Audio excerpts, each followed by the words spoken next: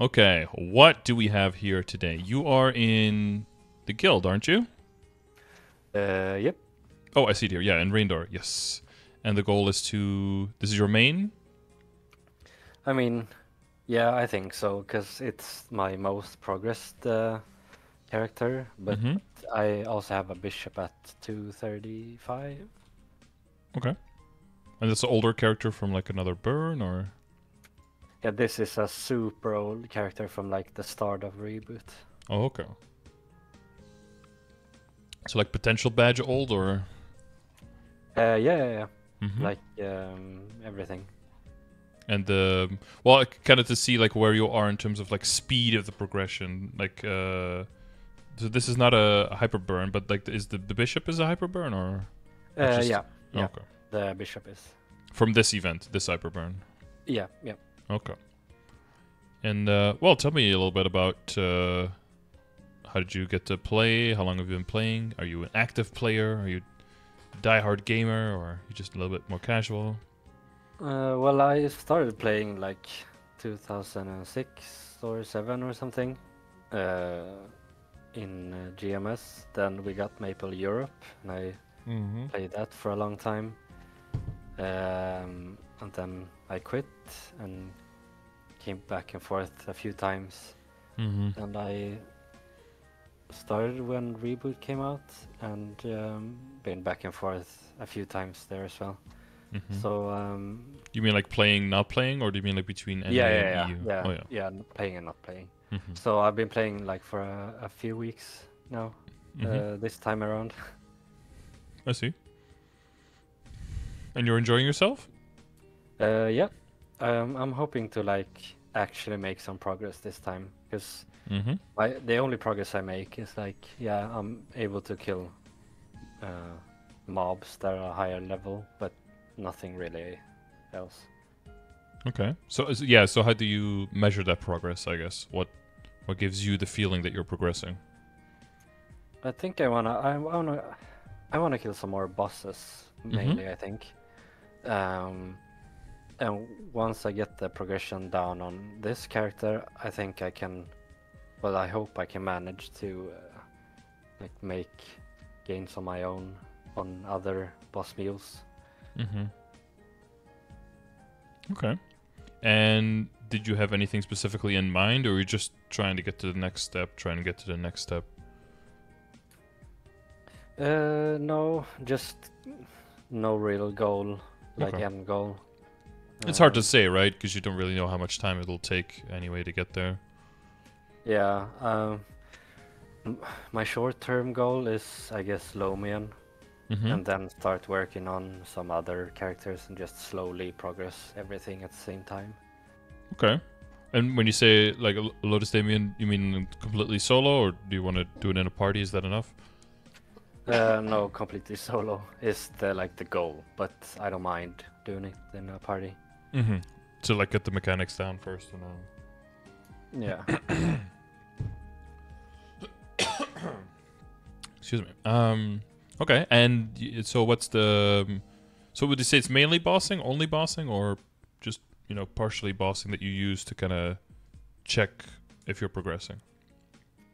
I mean, only bossing, but I killed CRA the first time, like yesterday or the day before, except Vellum. So I haven't really made any progress in that sense in like a few years. So You had done that before on another character? no, I've never soloed any CRA before. Okay. So it's all like new, unknown territory for you. Like, how quickly can I get to the next thing? How long is it gonna take? Yeah, because like other people I talk to, they seem to like solo CRA in a week, and I guess that's possible with Legion and stuff. But I don't Yeah. actually know, like, And events, right? The new characters are just yeah, propelled into a level. Like, I played my Kali for 2 days, and not even that much on those 2 days, and it's level 222. Like, if you have Terra Burn, level up potions, EXP events, and Big Legion and links, even with no money on it, you get to the point where you can solo CRA before you can even do the normal root abyss clears 5 times at a certain point.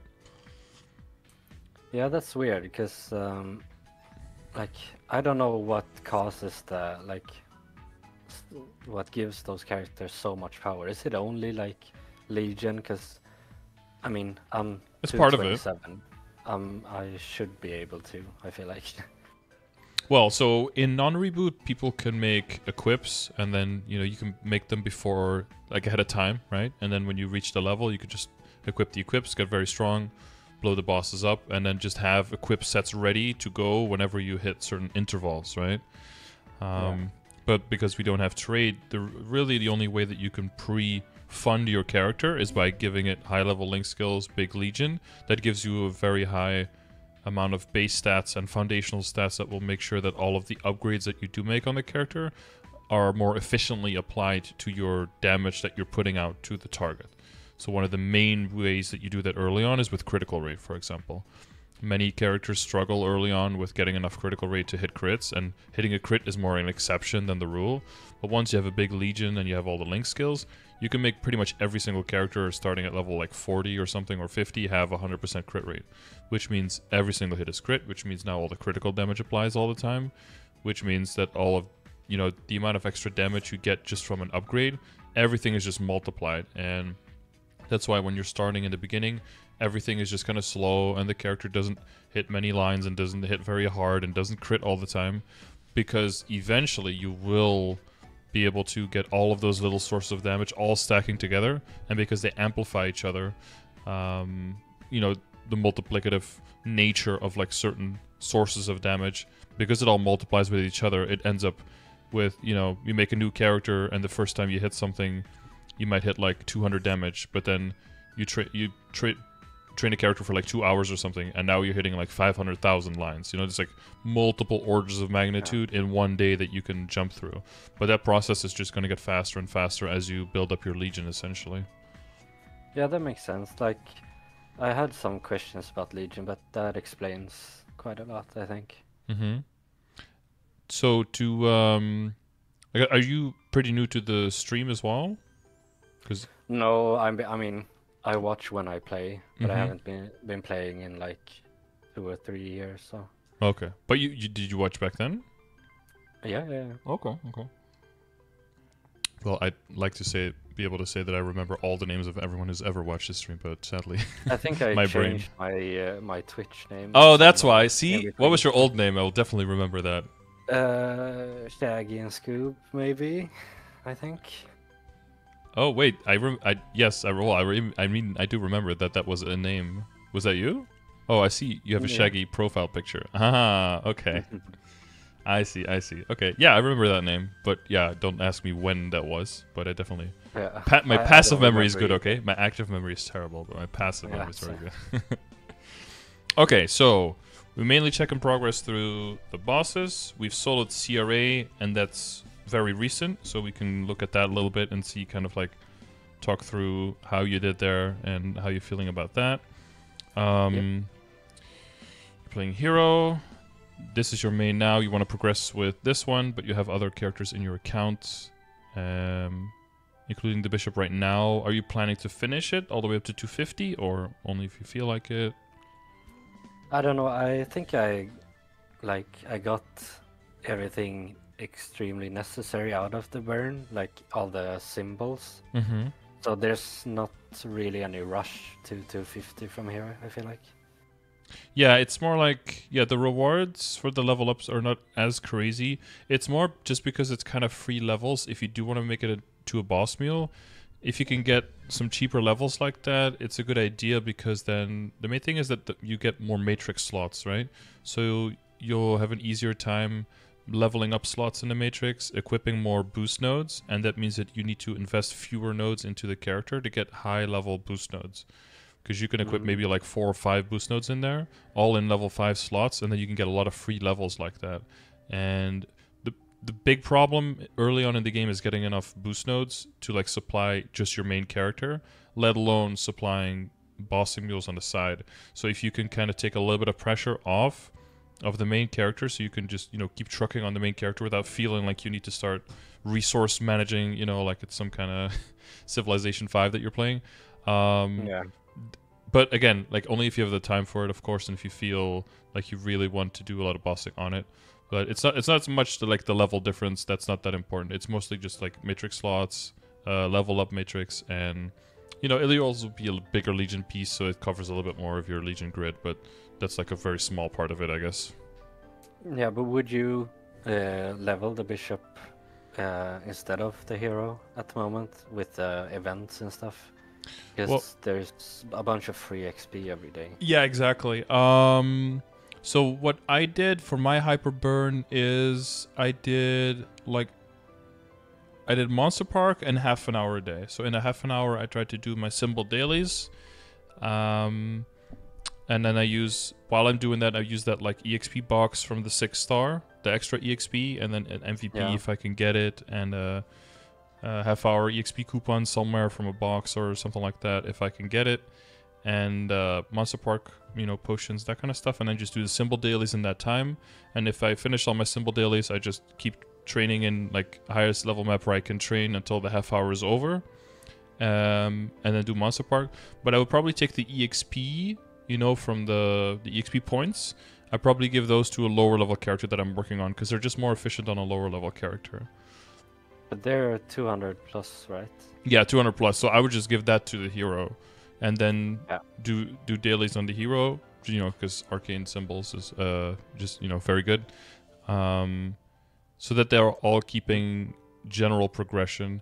Because you can definitely push more on the hero now if you want to, because the burn for the bishop lasts all the way until November 14th, right? So you have, if you don't care too much about the rewards, like the 240, 245, 250 rewards, you can also just take it slow over time. But it is one of those things where if you kind of just forget about it for a long time, if you do 10 or 15 minutes a day, you'll be done in a decent amount of time. But if you like forget about it and then play hard on it for 2 days and then forget it again for 2 weeks, then it's hard to see consistent progress on the character. Yeah, my thinking was to get the hero to 235 for all the symbols, and then start working on the bishop again. Okay, yeah. That's not a bad plan either. Because we have the 1,200 symbols right now in my inventory, so I kind of want to... Yeah, you want to get to Asphera and then slam them on there. Yeah. And Morass, yeah. Yeah, that's a good point. And this week also is a good training week, right? So at least until Tuesday. You get extra EXP from like more runes and that kind of stuff. More rune EXP. Right? Or are you not? Are you following the events a little bit? Do you hear me? Yes, I think you were muted for a little bit. Oh, okay. Sorry, what was the question? If I follow the events? Yeah. Yeah, I've been doing the 6-star and wrongs runs every day on my hero. Yep. Getting the XP. I think like a week ago, or maybe even less, a few days ago, I was at 217 or something, or 216, so I've gained a few levels. Okay. And so this week is like a mini haste event, right? You get more EXP from grinding. And we've got the Yeti explosion thing. Oh, yeah, I didn't like the Yeti thing. I feel like it was pretty shit, the coupon you get from it. Yeah, it's just a little bit of extra monsters you can kill. It's not amazing. It's just a bunch of pizzas and hamburgers, right? Running around the map. But next week has level up for lower level characters. Like the bonking thing. What's that? Is that like a potion or something? Yeah, I believe you can use it up to... Oh god, what was it again? The spa. I think you can use it up to... Was it 3 times a day per account? 2 or 3 times. And then... But then if you use it more on the same character, the third one, your chances increase, I believe. Yeah, 3 times a day per world and 6 times on Sunday. But you have to pay 100 coins to be able to use it. So if you have some characters ready where you want to use it, today might be a good day to cap. So you can get 600 coins on there, and then you can use that for 2 full days of doing the bonks. Because it's double coins today. So that might be a good idea if you have some characters lined up for that. Yeah, so 1 to 10 levels, so anywhere from 3 to 30 levels, depending on, you know, how high your character's level is. Which characters would you level then? Because I have in a lot of different level ranges at the moment. So as a whole, how familiar are you with the commands? Do you use those every now and then? I mean, I try to, but there's a lot of them. So, are you saying too many? Maybe. There's still so many missing. Well, I'm specifically referring to like the links in the Legion command, right? That has the characters in there. So usually you look at this, or I would advise to look at this to see like where do you want characters to go? Like how far is it useful? Do they have a really nice level 3 link skill? They don't, then you know, don't worry about 210. Do they not have a good like double S rank Legion piece? Then you know, don't prioritize that one. Then that's not very useful. So, but I would always prioritize the ones like in the beginning. The priority is just to get a lot of characters in there. So, but you want to have characters in all of the different stages. So I think it's good to like make a new character every 2 days or something, and just get it to like whatever 60, 70, 100, whatever makes sense for you, and just to actively be working towards getting at least 42 characters. And then that's what I've been doing. I started at like 2.9 or something a week or two ago. And I'm making a new character and leveling it to 100 every second day or something. So as you can see, I have a few doing Sakum right now. So yes, and then a few doing Sakum, yeah. And then a few like up to 141, and then a few characters that you're like, okay, these ones I want to be able to bonk up towards 200 essentially. So those you want to focus on the ones that have good double S Legion blocks. So the ones that would be good at 200 for their Legion block, like Nightlord and Marksman, have critical rate, so those are nice. Demon Avengers, like Phantom and Demon Avenger, are good all the way up to 210. So those you could also get them towards that. And then like the critical damage ones are typically really good, right? So the Shade, well, you can't make the Jet anymore, but like the Shade and the Hayato. So you see them, as they get 5% critical damage. Shade. So that's burning to like 150 or something, I think. Oh, like a Mega Burn coupon? Yeah, from the daily thingy. Yeah.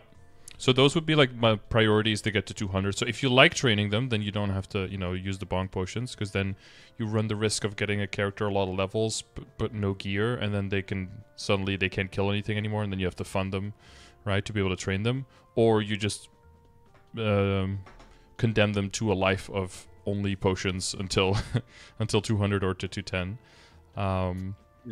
But if you like training them, so then I would just, you know, train them whenever there's an opportunity. But if you don't like training them and they're useful, then I would just slam potions on there to get them towards that goal. Yeah. I've been leveling my Kanna a bit, but that's like pure torture. Not your class. Yeah, the Kanna is like 197 or 8 now. So I'm doing Monster Park on it, and that's it. Because I can't stand training on it. It's so fucking weak. I see.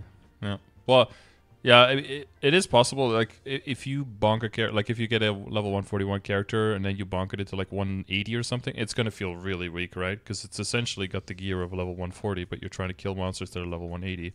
That's not supposed to work, right? So make sure that you have the plan beforehand of like, this character I hate, I'm just going to, you know, either Monster Park or like level up potions or something like that.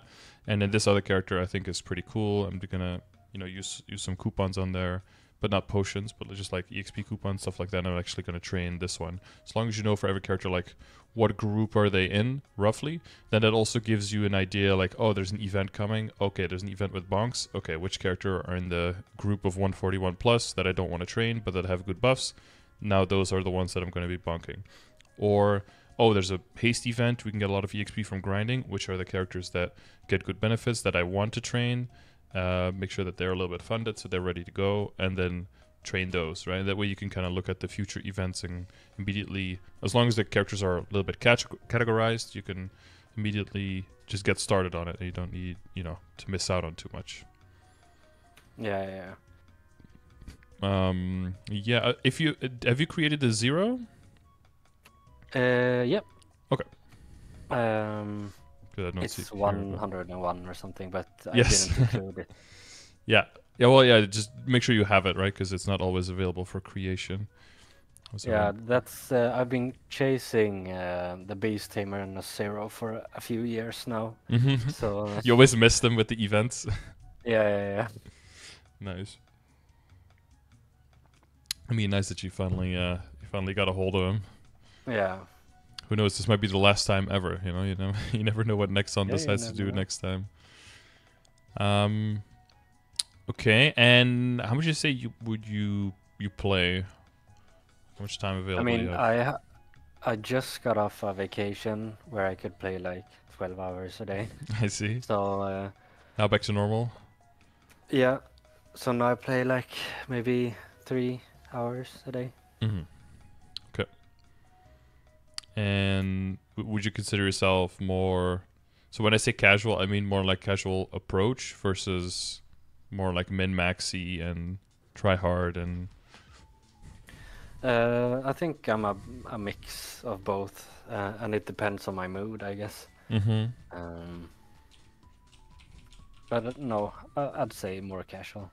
Yeah, like if you know how you could do it efficiently, you're not gonna purposefully do it in a casual way. But if you don't know, then you're not gonna, you know, do like 8 hours of research to try to figure out what is the best way to get it done, I guess. I don't mind researching and stuff, but it's about like the effort needed to actually do it. Yeah, if it's like 3 times the effort for 10% more gains, then you're like, never mind. Yeah, so I just wanna chill, but also get as much as possible out of it. Yeah, without shooting yourself in the foot too much. Okay, gotcha. Yeah. All right, and are you familiar with the dailies and the progression grids? Dailies? Yeah, I think so. Hold on. It's got like the per level, what kind of content, like advice to check out. Progression, yeah. And the dailies, I just do all the daily bosses on my hero, and my bishop as well when I can be bothered. But I try to do it more on the bishop right now. Does that one have an easier time still? Or just for the levels, or? No, just for the mesos. For the meso, okay. All right. So lovely. Yeah, you got a lot of stuff coming. Okay. So are there any topics in the game that you had any questions about? Maybe a command that you saw but you didn't really understand what was going on there, or something you hear other people talking about but you're not sure what they're even on about? I think I have a pretty good grasp about the things I need to know at the moment. That stuff I don't know is like way in the future, I feel like. Okay. So it's more of what to prioritize at the moment, I think. I did add some questions at the bottom. Oh, okay. Yeah, I'll look at that.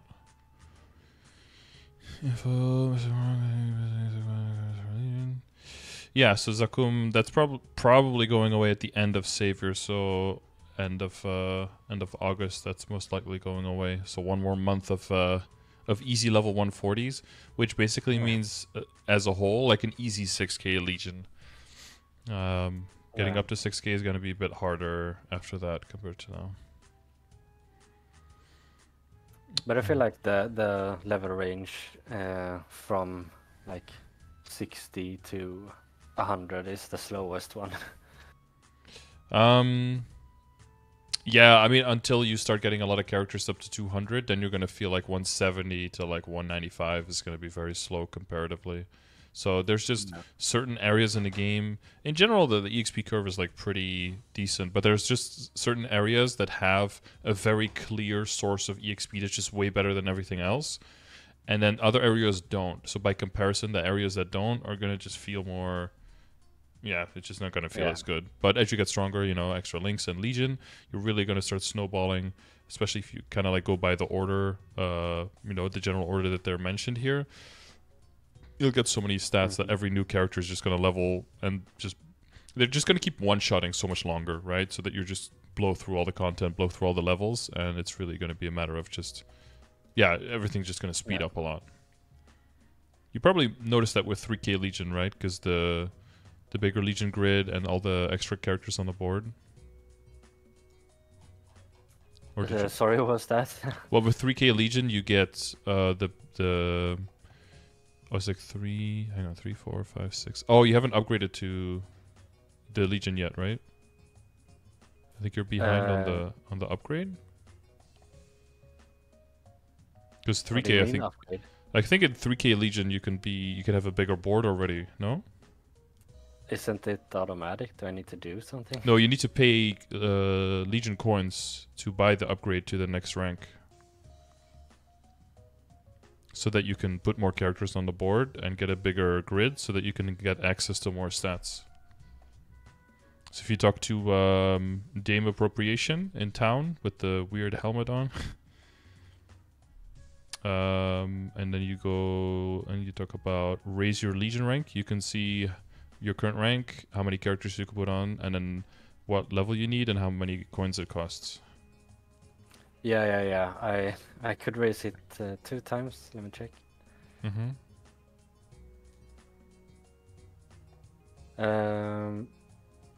Yeah, I'm only missing coins now, so that one I didn't know. Yeah. Well, 3K is a really big one because every single level after a multiple of 2.5K, instead of putting 1 extra character on, you can put 5 extra characters on. So you'll be able to go way deeper in critical damage, and, you know, critical rate, and even into the main stats in the middle.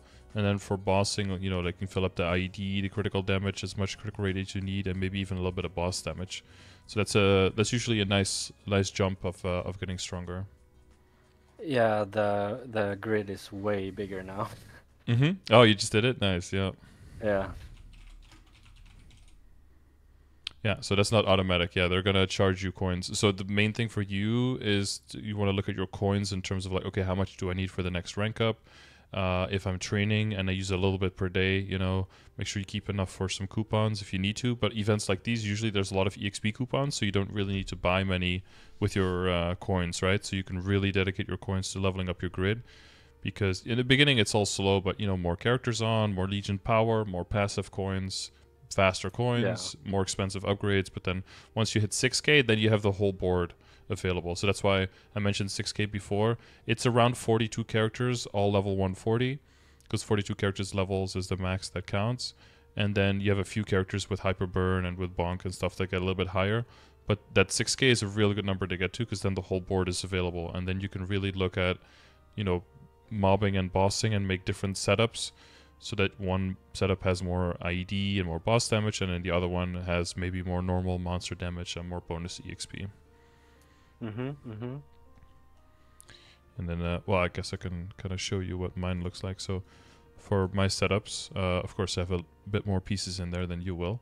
But so for bossing, like, show enough critical rate to get to 100%.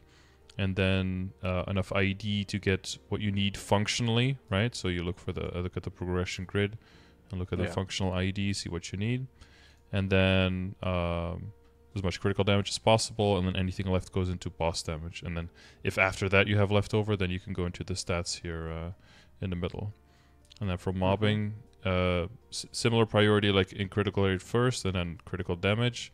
And then normal monster damage, and then into bonus EXP, and then, you know, you can go into extra stats in the middle. Yeah, I feel like well, I hit like the breakpoints I need to, so maybe I can prioritize a bit different now on other things. Yeah, you don't want to have to move. rearrange Exactly, yeah. You want to wait until you get to put like a lot of extra characters in, or the Legion grid gets bigger before you rearrange, because otherwise, you don't want to have to fully rearrange every single time a piece grows one size. That's just that's a lot of work for not too much, right? But like upgrade to 3K is a good time to reprioritize. Maybe get those archers into the middle so you can connect through the middle. That's usually easy way getting the sides connected. And there's also a solver for this if you don't like Tetrising too much. I saw the solver. You saw it? Okay. I think I'm gonna use it, to be honest. But do you need to connect the 4 in the middle, or do you just need like? So there has to be one emblem in one of the middle 4 squares. Ah, okay. Yeah. That's the only way it works. So usually archers very easy because they're just long flat pieces. So usually use those in the middle, and then it's easy to connect the sides through the middle with a bunch of archers. In the beginning, the mage pieces are also flat, but then once you get to 200, they get like a stick poking out, so then you lose a bit of efficiency if you use those. Yeah, okay. Okay. Well, I guess since we're just like in the Legion area, did you have any other questions or anything else in Legion you're wondering about? No, I think I've been asking a few questions over the days, and I think I have a pretty good grasp of it. Okay. So I'm feeling pretty confident. I'm just gonna keep leveling. Yep. Yeah, it's all about just like slow and steady progress. If you keep making steady progress, then in a month you can very easily go from 3.5 to 6K without really, needing to take a week where you do like 8 hours a day of just Legion grinding, Yeah, and the coupons you got like 22x, I think. Those have been really helpful. Yep, exactly. And the runes, right? The faster runes and the more often you can very easily just grab one, do Zakum, get double the EXP, or more than double the EXP on the low level characters. Yeah, that speeds things up a lot. You know about the arm tech as well, right? That you don't kill Zakum, just the arms. Yeah. So you can do it every 30 minutes. Yeah, if you feel like it, you could just take 10 characters, and when the last one is done, the first one can go again. So you could just keep cycling. Yeah, that's what I do, but for some reason I put a timer when the last guy kills it. And then I wait 30 minutes and do it all over. Yep. Oh, you're even bringing in timers. Okay, so you are a little bit tryhard then. Okay, let's see where the... it's very selective, like... Yeah. Some days you're like, okay, today we're making some gains. Let's get the timer out. Yeah. But it's very low effort to set a timer, so you just kill everything and then you go on the main for a bit and then you go back. Definitely, yeah. Or what I would do is I would just use a half-hour coupon and then built-in timer. Yeah, true. In the main. Okay. All right. And you were talking about priorities.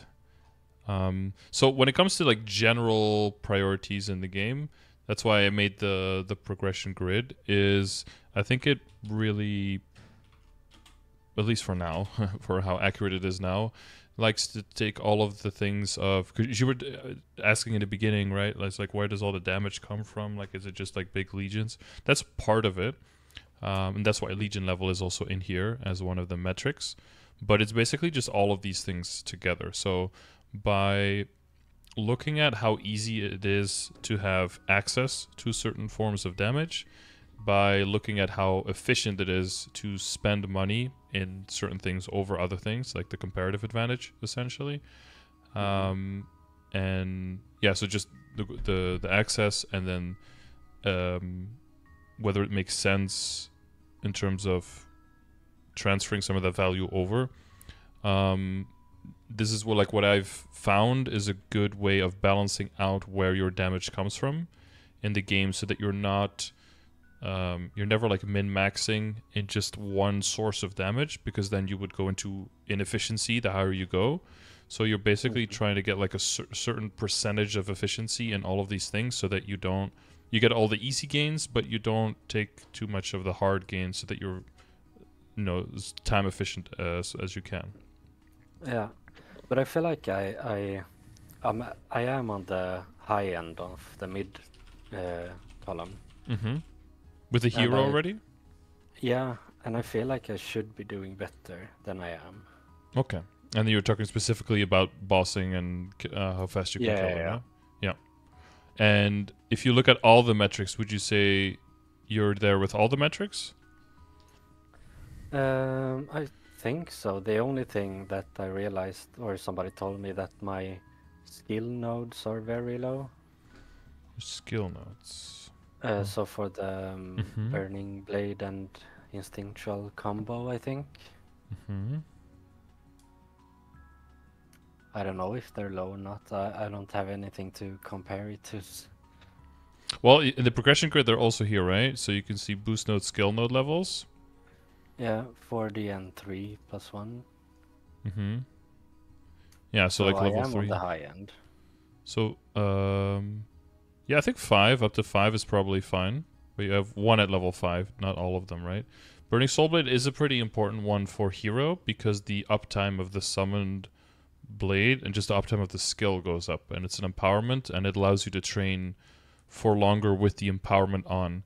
And because of the set cooldown, you can always fight with an empowerment if you alternate your empowerment. So you can use Burning Soulblade, then Cry Valhalla, then Burning Soulblade again, then Instinctual combo, and then Burning Soulblade will be back, so that you can always have one of the empowerments to be able to roam around the map a little bit more easily. It's not as necessary anymore as before Destiny, because, you know, then you, without an empowerment, your basic Raging Blow is very bad. But your boost notes are coming along quite nicely. It's just that, yeah, you still have a lot of skill nodes that will increase your damage a lot, but you just don't have the matrix slots to equip them yet, right? So that's why the levels are still very valuable for you in this situation. Yeah. I did cube my gloves on the Miracle Time, so I have decent sharp eyes on my gloves now. Oh yeah, I saw that. Yeah. So I have put Advanced Blessing on the sharp eyes slot instead. Advanced Blessing is not bad, but I think that's too early. I think there are too many other things that are good for you. I think in general, Advanced Blessing for most classes is either like at the end of the 4th row or like the start of the 5th row when you start adding that. So I would say there's probably about like 5 or 6 other skills that I would probably add before. So when you're mobbing, you can add the Urda Fountain that turns into the Urda Shower that turns into the Urda Fountain. Either use it as the AoE or use it as a summon. When I'm training, I replace Instinctual combo with Urda Shower. Okay. And put down the Fountain.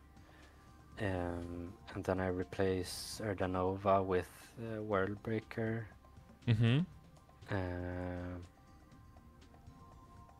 Yeah, and I think that's it, actually. Yeah, there's 2 other skills that are useful for you in terms of bringing up your average damage. So Weapon Aura doesn't seem that impactful, but the uptime goes up quite a bit when you level it. And it does give final damage and an extra, attack, and also IED. So for both bobbing and bossing, that's quite nice. And then the other one for you that's good as a hero is Decent Combat Orders, because it levels up the passives, right, in 4th job, and you have a really, really big 4th job skill that gives you final damage per combo orb. So it gives you more final damage on every stack of combo orb that all multiplicatively stacks onto each other. So that's actually quite a nice amount of damage for you as well. And then when you're bossing, your Goddess Blessing is also really, really big damage. So that's also one worth considering. Okay, because I have 1 extra slot unlocked now. So I do have the Weapon Blessing when I train. Yep. And what do you have in the leveled up slots now? Because here you have 2 boost nodes, and then the Burning Soulblade, and then decent Speed Infusion. I'm not actually sure. Let me change my thingy, because I think I'm muted when I have Maple up. Okay.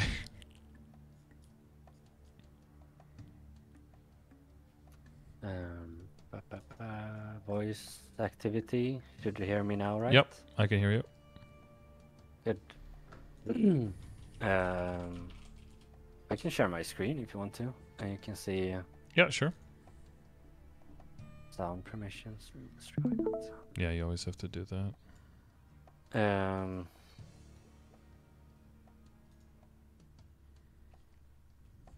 So it's speed infusion, the shower, soul blade.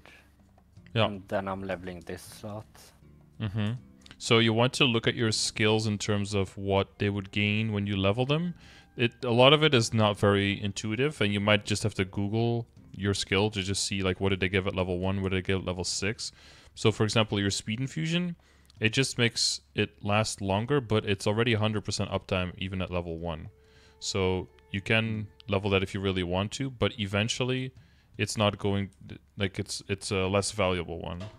So especially when you're bossing, well, yeah, now it's active, right? So you can't move it now, because Oh. yeah, is your pet auto buffing it? Right? Yep. Yeah. If you disable So in town, I have all my buffs on auto buff. So yeah, so especially when you have it auto buffed, there's really no need to level it up, because you know it'll always be up whenever your pet can use it for you. But the thing will be with the only thing that is really important to level up, if you hover over decent holy symbol, you will see that if it goes to I guess you can see it here, but if it goes to a higher level, if you drag it to a higher level, you'll see that the EXP and or the drop rate actually goes up when it levels. So that's one that is actually useful to level up. But the other decent ones, either you don't use them at all, or you can keep them level 1 for quite a while. Yeah, okay. So but you would like level up everything you can, I guess, otherwise, except for the ones that don't need it. Yeah, there's always some that will benefit more than others, so just make sure that you know in general which ones those are. So like I said, like weapon aura goes up in duration with level, and that's always good. And then the percentages go up a little bit with level as well. So that would also be a skill that I would be inclined to put in a leveled up slot before some other skills, like Holy Symbol, Weapon Aura. And then when you're bossing, Instinctual Combo is your biggest bursting skill, so that one is also very useful to just get as much damage out as you can. So I guess I would craft the node stones, not specific. At this stage, yeah, I would just craft node stones over boost nodes or skill nodes, yeah. So you kind of recycle some of the cost.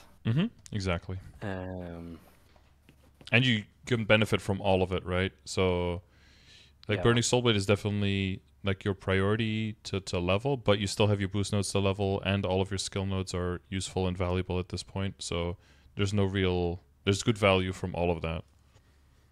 Yeah, I set my boost nodes up so my Raging Blow gets and Final Attack gets 2. So they are pretty high level actually. It's 40. 39 on both of them. Yeah, you want to see if you can get a Cry of Valhalla in the second one, right? Instead of the Flashblade. Yeah, okay. If you right click it, which ones did you have?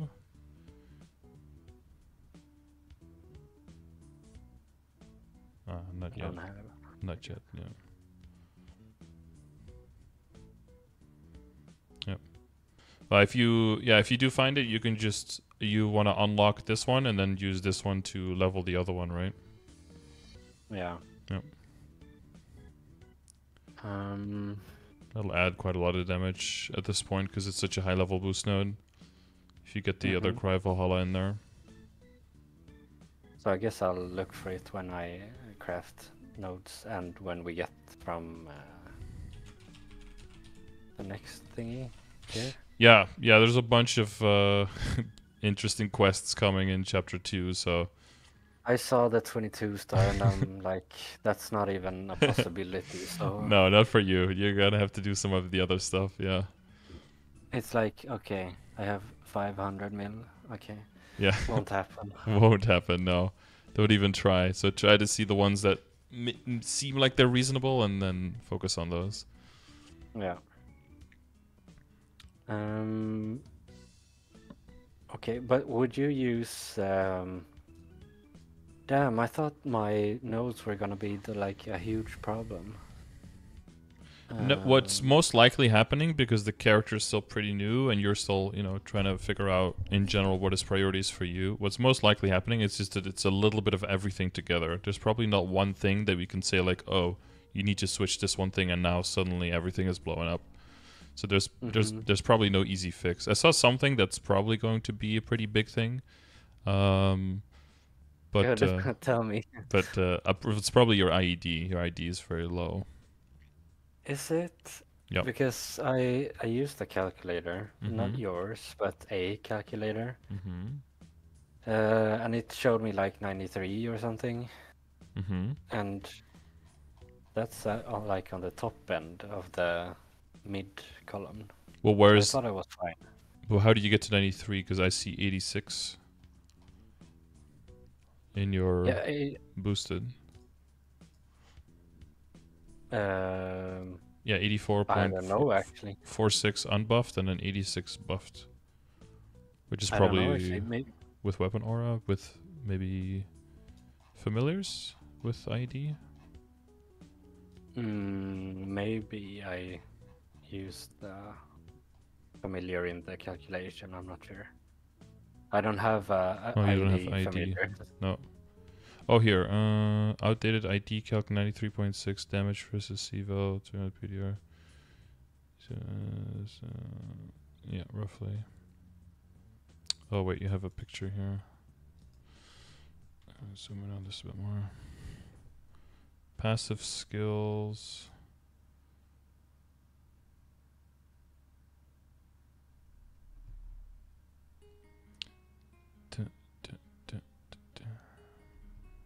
Weapon pot.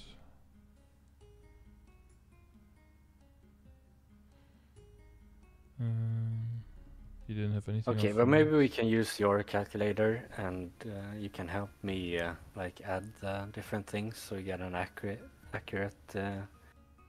calculation. And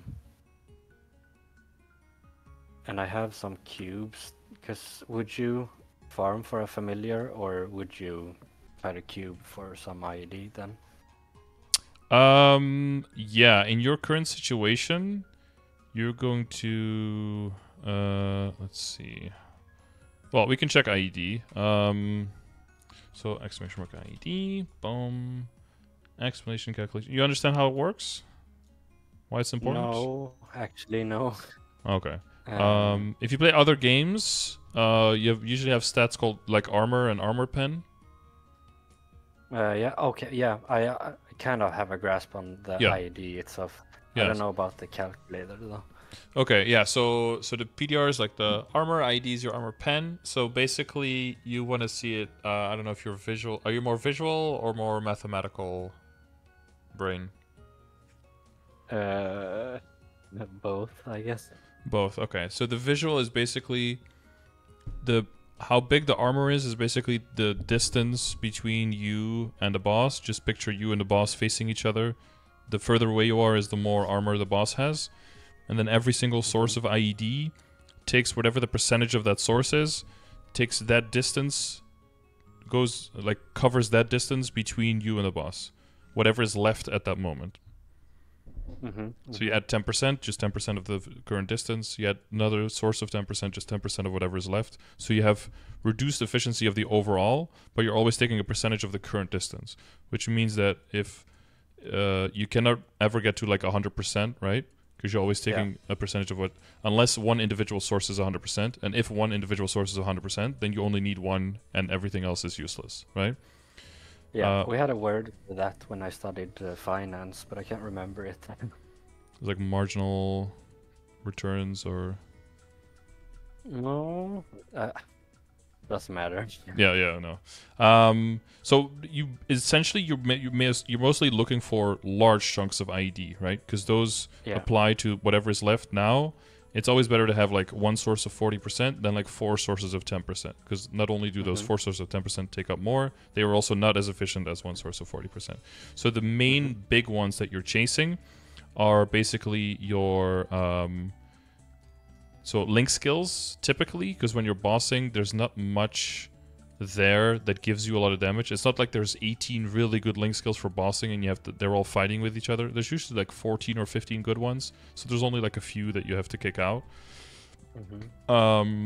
Set bonuses can be very big, like getting to Gollux, excuse me, to Superior Gollux is really big because it's a 30% clump. And then only missing oh yeah, I'm missing the neck. Yeah, because it just costs a lot of coins, so it'll take a while to get it.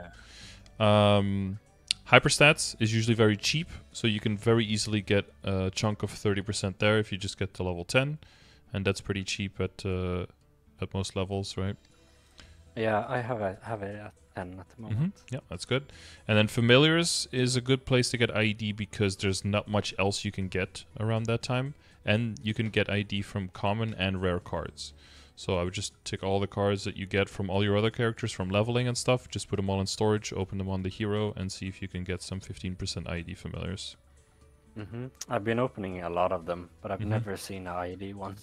Yeah, it could be, I think the average is around like 90 to 100 cards to see at one time. So, okay. But there's no point in having 2 ID ones, right? They don't stack. No, they do stack. Well, not into... They do stack. They don't become one source of 30%, but they do become 2 separate sources of 15%. Okay. If but you drop familiars don't stack. No, because those, if you summon one, you will see a buff show up on the top right of your screen. Yeah. And anything that shows up a buff, that has to, like, that interferes with other buffs that show up if there are similar buffs. So then only the largest percentage will be applied. But the IED doesn't show up as a buff, it just gives you a passive buff, like not a visual one on your screen. So those do stack. Technically there is a cap there, but it's like additively 120%. So you'd have to get some pretty crazy ID familiars before it stops working. If it ever does stop working or doesn't stack, then you in that one screenshot you have of the familiars, you'll basically see the numbers on the right won't be white anymore, but they'll be red. That's when you know that it's not activating or that it's like not covered. Yeah, but that's only for the passive ones, not for the ones that show up as a buff on your screen. Yeah, okay. And then the last one that's really big, which is not ideal, but is mostly necessary for most people, especially if you don't have like 6k Legion and a full ID block, and you don't have Superior Gollux, is that you probably want at least one line of IED on your weapon, secondary, or emblem. Okay. Because it's just too good to not have, and it looks shitty, and it doesn't make your range go up, but it will make the damage that you're putting out into the bosses in the game go up a lot. Yeah. But I feel like I have more. My gear is more cubed than most people at my level. Yeah, you're. Yeah, I wouldn't. Probably wouldn't recube your WSE stuff at this point. It'd be too expensive to probably get something better. Unless you start working on. Have you done Princess Snow at all? No, I've never done her actually. I think. So Princess Snow drops little emblems, and those can be traded in for secondaries. And the secondary that you get from her is slightly better than the one that you currently have. So typically, eventually, you'll switch over. So what you can do is you can just work on that one on the side, so you don't have to re-roll this one.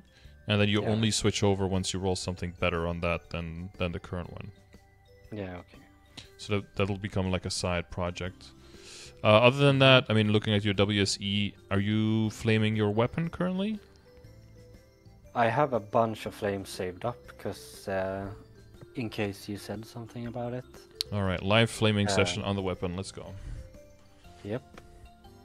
I'm still streaming it. What's that right now? So what do you know what you're looking for on the weapon?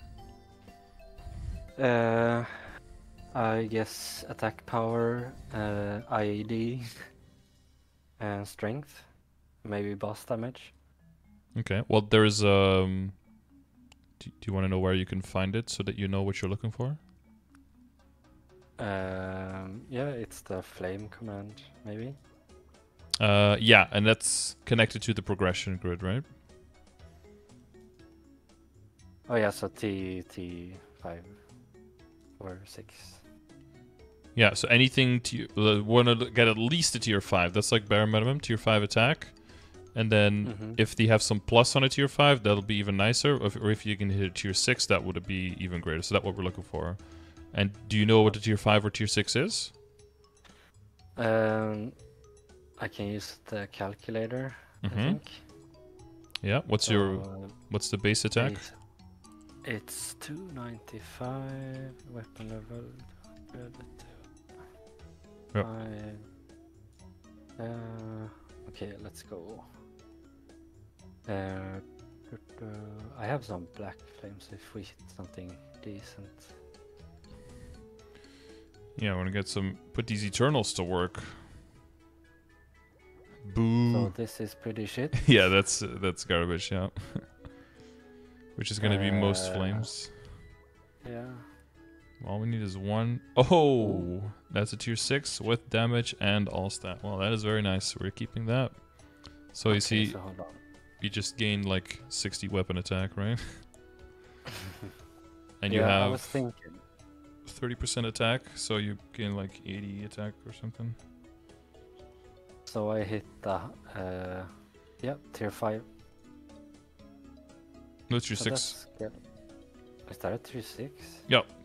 On Arcanes, on level 200s, tier 6 is just a little bit less than half. So you see, it's like double. The flame is like 284, so that's like roughly half. Yeah. Yeah, I have it on screen as well for the stream. You can see the flame numbers here. So 108 is tier 5 and 142 is tier 6, and then tier 7 is 182. It's like a really big jump. But yeah, that's a 1% chance to hit a tier 7, and then 1 in whatever 15 or something to hit on the stat that you want. So it's very low chance. Yeah. Would you flame anything else? Because I have 6% stats on my CRA, and I feel like that should be good. Okay. What? Like worth keeping. And I heard that you don't flame Superior or Sweetwater. Yeah, so if you look in here, so that's the difference between Flame Advantage and no Flame Advantage. I don't know the advantage stuff. So, well, the reason that some people say that you don't flame the superior stuff, that's because they don't have Flame Advantage. So basically, if you have an advantage item, then every time you flame, you roll 4 bonus stats, basically. And that can be like flat stat, or it can be a split stat, or it can be percentage all stat, it can be weapon attack, it can be defense or HP, right? It can be some shitty ones. But if you roll a non-advantage, it rolls anywhere from 1 to 4 stats. So there's way more variance. And then when it does roll one of the stats, it's also lower tier within the roll. So the average value that you get, the average flame score that you get on a non-advantage item is way lower than on an advantage item. So you just don't really roll there until the flame advantage items are very good, because you'll just get way less value per flame. Yeah, okay. So when you said before you have like 6 all stat on the CRA and you think that's pretty good, you can always check with the flame calculator. You can see how big is that flame score, and then you can look here in the right row. So you have flame advantage. You're like halfway here. So if your flame score right now for your CRA is like around 60 to 70, something like that, then it's probably fine. Okay. And then if you have the non-advantage ones, like the superior stuff, if it's very easy to get like 15 to 20 or something. But if it's even around there, if it's got like 2 all stat or 3 all stat or something, it's probably good enough until like you're past level 250. Because there's so many other things to spend money on. Like when you get the Absolab gear, that's gonna get really good gear. Once you move into Arcanes, that's gonna get really good flames. So not good gear, good flames. I have Absolab, so should I start?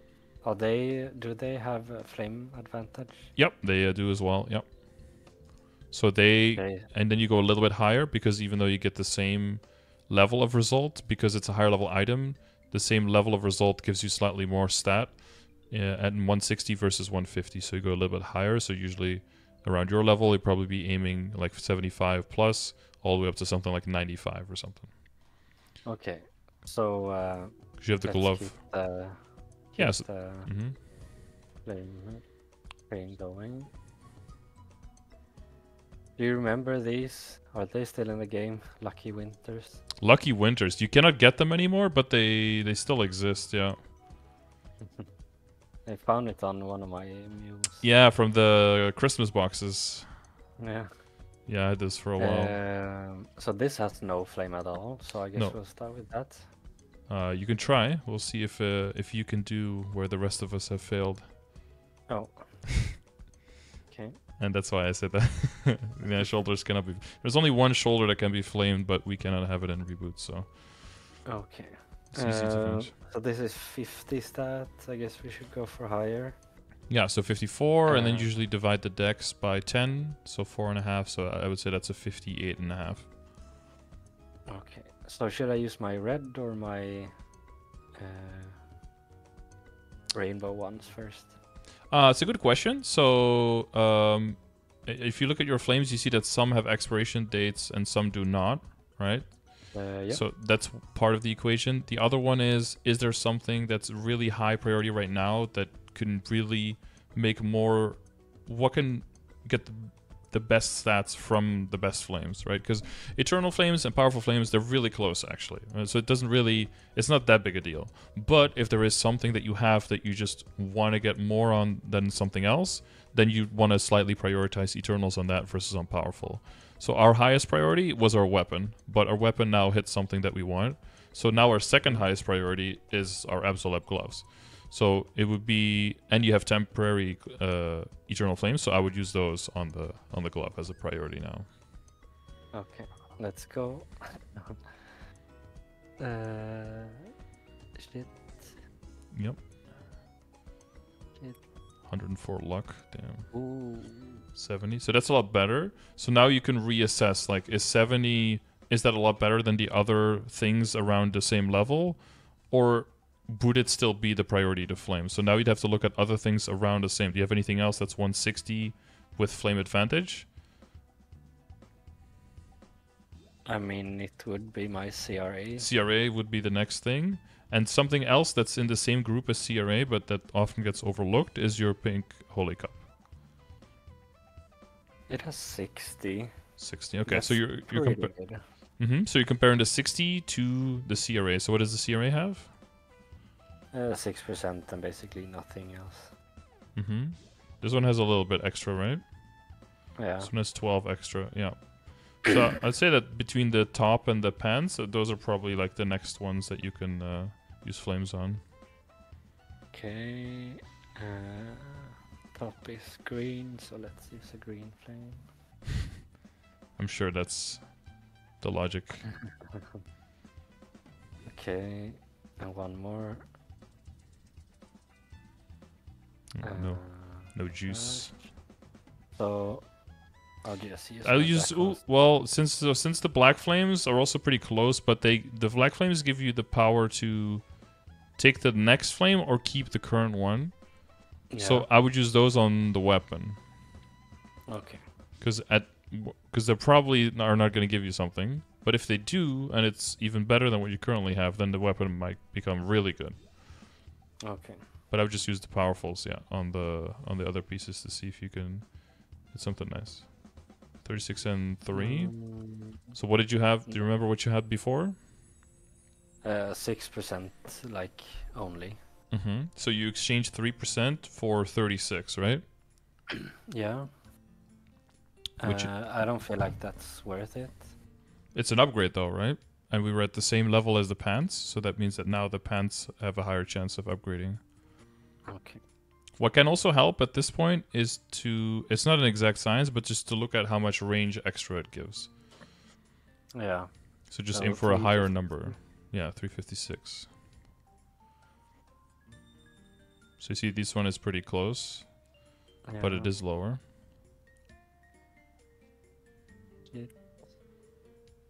Because it's, that's why the flame score and the calculator, that's why those things exist. Because it's really hard to be able to tell, like, oh, this one is definitely better, this one is definitely worse, right? Oh, see this one is better.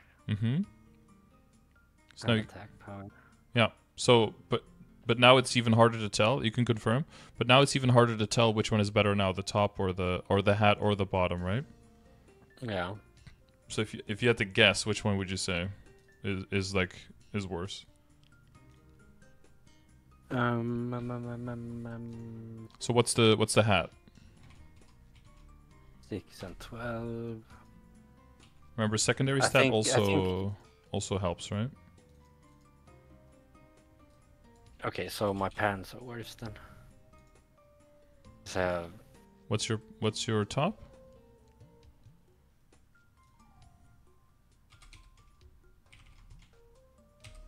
Is it 36 and 12 and 3? Or it's 36, 16, 16. and 3. Mm-hmm. And what's the pants? 16, 0, 5 attack power, and 4%. Okay. So now put them all in the calculator here. Mm-hmm. And you can see how close they are, right? Yeah. So 67.2, 64.6, 67. But remember, what other item was also close? I don't know, gloves. Sorry. Well, the gloves were we are getting kind of it's good to check the gloves again because the gloves were higher, but not that much higher, right? So they're at 70. But there's also something that was like on the same level as CRA that's lower now that we checked the cup, remember? Oh yeah, okay. And that 60 that was really good now is still good, but now it's closer to being the one that has the highest chance of making some upgrades on. So now it's kind of between the pink holy cup and the glove, whichever you want to use it on, honestly. But so by doing things this way, you're always going to get the best value out of your flame. And also, if you end up with an item with a really shitty flame, it's no big deal because all of your other flames are going to be able to like share the load of that one flame being bad, right? Yeah. And you're not, as long as you're not like, I want to get 120 on this one thing and everything else has 10 flame score, that's stupid, right? Get everything else to 40, and then you want to see the flames as like one big hole of funding. So let's use the remaining ones. No, let's save them up. They have no duration, so. Exactly. So for that, for that decision process, for flames, you can use the what's called the cost calculator, and that can give you an idea of how many flames you need to use to hit what you're trying to hit. Okay. So you can use that to decide, do I stop and just wait until I have more flames, or do I just send it now? So we have an item, call it an armor, call it 140 to 159. So basically we're looking for the cup. We want to put this one on 3, this 9, 3, and 10. And then we have 60 now. Let's say we're trying to get like 65 on the cup, for example. And then you can see here with powerful flames, that's median is 7 flames, average is 10 flames. That's pretty low, but that's more than you have, right? So there's a higher chance that you just ruin your flame now than that you get something as an upgrade. And the same reason, you could also switch this to 160, switch this to 75 for the glove, and then calculate the number, and then surprise, surprise, it's really close. Because the calculator makes sense, right? Yeah. And I feel like an upgrade here would be like 5 strength is like barely an upgrade. It's barely an upgrade, but if you get 10 strength on 14 items, now you have 140 more strength, plus you have like 500% strength, now you gain 700 strength. So it's like all the little bits working together, and as long as you take all the resources that you can get and you make them, you try to get the most out of the flames, the most out of the cubes, the most out of your money with the Star Force events, and then before you know it, you'll get like crazy gains. What you can still do now is use the black flames on the weapon and see if you just hit something super nasty. Okay. See if you can hit a tier 7 or something. That would be something.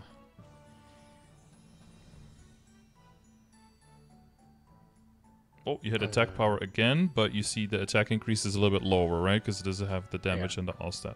So you could just click to try again on the bottom. This one is pure garbage. Yeah. So that's why, yeah, that's why I'm like, not that necessary to use the black cubes for an extra roll, because it's more like, you know, to try to min-max a little bit on an item that's very important. It probably has more value there than to roll it on CRA or something, because you can... Powerful Flames, you can also just buy from the shop, right? So the merchant that's right next to you, you can just buy flames for like a 9 mil each, just an infinite amount. So if you ever want to get a good flame, you can just slam a whole bunch of those. But the general priority is like, first you Star Force, so you get up to like 10 or 11 or something, right? Just on the regular gear. Then you work on the potential. Mainly, you try to get things to epic and roll to 6% stat. You try to get your weapon, your secondary, and emblem to good unique lines or to legendary. And then basically, if you know, around that time, usually you're around level 220 to 225, kind of like where you are, right? And then you kind of determine for yourself, I really like this character, I want to keep playing it, or I'm going to maybe leave it to be a boss meal or something. If you really want to keep playing it, then it's a good time to start working on your drop and meso gear. Yeah, I was thinking like, doesn't Bishop have more drop from the... From Holy Symbol? Yeah. So would make more sense to use that as a farmer or something? Yes, but we kind of moved away from having a dedicated farmer. It's more like, oh cool, we get resources from a bunch of different characters and then we allocate them to the characters as, you know, as we need to. But you can't really build a farmer anymore because you still need drop rate on all the characters because you need more chance to get backup items because we cannot transfer items, right? So every single character still needs its own drop rate. You want drop rate to get more mesobacks to drop, so you need at least 67% to make sure that every single monster you kill always drops a bag. And you want more drop rate to get more backups. And you want more meso obtain because some character has to be making the money. So until your money starts coming in very well from... you know, going to be some Maple Tour and some Ursus, right? But until the money starts coming in from the bossing meals, you're going to have to make money somehow to fund the character and to fund the characters that come after it to start making money. You know, you got to start somewhere. So whatever is the character that you know you're going to be training and maybe get up to 250 and maybe even beyond, get drop and meso gear on there. And it feels like a detour because it's a lot of money invested in the beginning and you're not getting much stronger. But trust me, it's going to speed up all of the upgrades past that by so much. Plus, whenever you are training, you're going to see way more money per hour. You're going to see way more node stones. Event items are going to drop more. You're actually going to see drops. You're going to have a friend that's like, I've been doing our normal Arcarium every day for 2 years and I haven't seen a drop yet. And you're like, oh, I have 3 Dominators. Why? Because I actually built drop rate, right? Because I got a drop rate familiar. I built drop rate. I built up my Legion, so I have Legion coins, right? All of those things together. It's just like with the training and just like with the drop rate, your base is just very low. Why? It's because they want all of the sources that you can get, they want them to be impactful. And they also want you to want all of them. So the only way they can do that is by starting you super, super low. And then if you had hit everything, then you can have a decent, you know, amount of drop rate. Then you can have a decent EXP per hour. Then you can have decent damage on bosses. Yeah, I have full meso gear on my Kanna, and it feels kind of shit to just throw it all away because I hate Kanna now. Yeah, I understand that. You could see if there's ever an event where like capping Legion coins or capping like event coins on multiple characters is a good idea. You could see maybe you do that then on the Kanna. You know, you can kill monsters up to 20 levels below you, so you can still kill them pretty quickly. But then you can also make a little bit more money while you're doing that, for example. Yeah. That could be something you do. Especially if you use that to buy like flames or something that are transferable within the account, right? And you can make it so that, you know, the resources for symbols and for nodes from the event shops that don't all have to come from the same amount of from the same wallet, I guess. Then you can still get some value, but you want to transition out of it then, right? If you don't like the character and like it's cool and it was cool then, but yeah, the game has kind of moved on and left kind of behind. It probably... I mean, I wish it just was never that good to begin with. Then they probably wouldn't have felt the need to, like, put it in the current state that it is. Now it's kind of like... It feels like retaliation, which isn't really fair because it was their own fuck-ups. But, you know. Yeah. I have a bunch of event coins. And I'm not sure where to spend them. Did you get the nodes? No, I haven't spent anything yet, really. So I have 3.7k. Well, nodes is just the hardest because even with drop rate, nodes are just not very common. So that's like #1 priority is getting the nodes. I see about some already, but yeah, there's still some that you can buy. And then you can also get the... If you get enough, you can also get the EXP nodes. Did you pick up the seasonal rewards from the first season? It's in the Wongstrand tab. It's in the third tab, I think. Seasonal missions, that one. Oh yeah, you already claimed some. Okay, yeah. So this is like until the end of the event. So you got like, 7 more dailies, you get an extra 300. 9 more weeklies, you get another 200. Yeah, this adds up to like 4,500 coins or something, almost 5,000 per season. But we're in the second part of the season, so. But yeah, it'd probably be nodes, and then for some people it might be symbols, but not in your situation, right? Because you have so many symbols coming your way, you almost don't have the money to even level up the symbols. So probably be I spent a bunch leveling. Yeah, yesterday. yeah. No, I can imagine. My mom was also like, "I'm broke," but she still had 70 bill. But you know.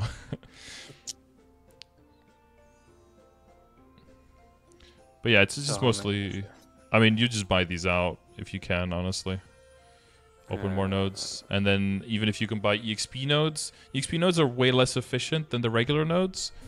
But even at the current stage of the game, you could just use them to level up your well, you can only buy 33, so it's not gonna let you.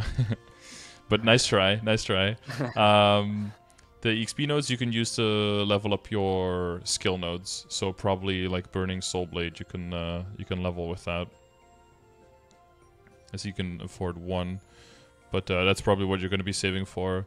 The other thing that you want to think about is whether or not you want to buy the heart, because that's 4 billion mesos. That's not coins. That's mesos. Yeah, I feel like that's a long way away.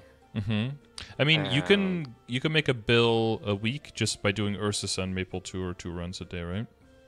Yeah, but 3 Ursus, 2 Maple Tour is 1 bill a week, and you have 5 more weeks, so even with just that, you can afford it. So, but is this like for, let's say, 15% strength or something? Or it goes all the way up to... it goes out like 12.99, so it goes up to 30% on Legendary, eventually. Yeah, okay. So, but it's not like super necessary at the moment, then? No, not at the moment. The thing is just... In the beginning, you feel like it's too expensive and then you don't buy it, but then like the next time it's available is 6 months from now. It's probably going to be relevant before 6 months from now. Yeah, and then 6 months from now, there might be another character where it's relevant, and then you wish you could buy 2, but you can only buy 1. So that's kind of, yeah that's kind of the problem. So I would save up for it. Yeah, if you get all the EXP nodes. Well, it's Star Force. I would spend mesos on, I guess. Yeah, it's 510.50 now, right? So we can look at that a little bit. Yeah. Because that's the only other thing I would spend meso on, I think. Well, so in general, especially if you're on a limited budget, you want to look for 30% off events to get up to 15. And then 5, 10, 15 events to get past 15. It can be very tempting to just try to go for 17 because there's an event. But especially now, 10 to 15 got a lot more expensive. And so did you do your top? Because that one is 15 here in the pictures. Yeah, that one is 16. Yeah, the ones that were on the threshold, I put them over it. And your belt? Your belt as well? Because I see it's a 14 here. No, it's 14 still. Do you think I should get it to 16? It is pretty close. Yeah, it just needs that 1 star, and then 15 to 16 is free, right? So you can get that weapon attack.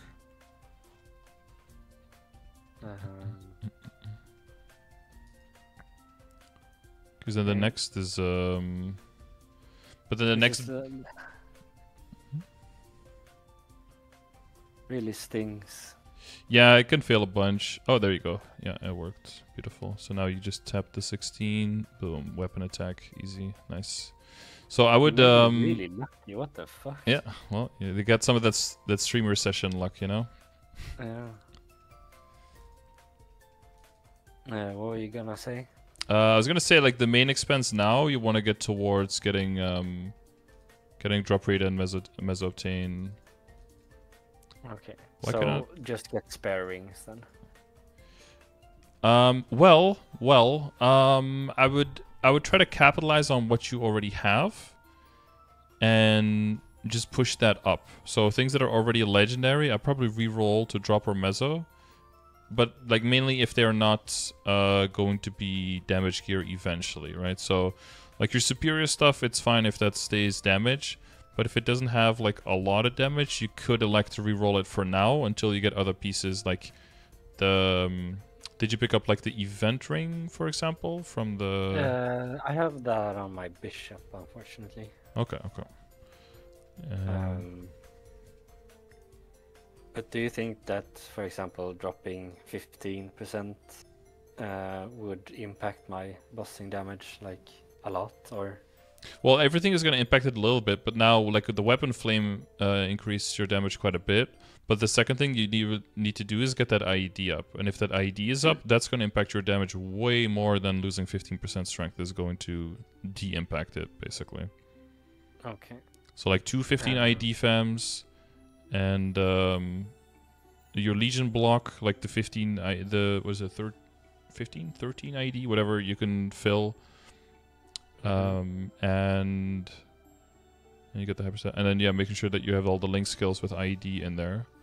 As long as you see in your skill window, in your stat window, you see at least 90% in there, that's going to already make a big impact, especially on Vellum, if you try Vellum. Okay. So do you think I should just cube it now? Because I have 3 on timers, and I have 12 here. Do you want to go? The cubes? Yeah. Do you have anything that's legendary already? Because the main thing is I like jumping from epic with like 6% strength to legendary for drop or meso and a line of strength, because that way you either keep the same amount of stat or even go up a little bit. So then it doesn't feel like you're going down in damage, right? But you kind of skip the step going to superior already. Because now it feels a little bit bad trying to roll the superior back for drop or meso and then back for attack later. So that's probably not what we want to do now. So probably the reinforced, or you could look at the tattoo and the monocle, right? Maybe the tattoo or something, because that's like 14. That's not too crazy. Did you ever use like the Zakum Iron Face, or did you just go full on commercial? I think I threw them away. Okay. They were at like 10 stars, I think.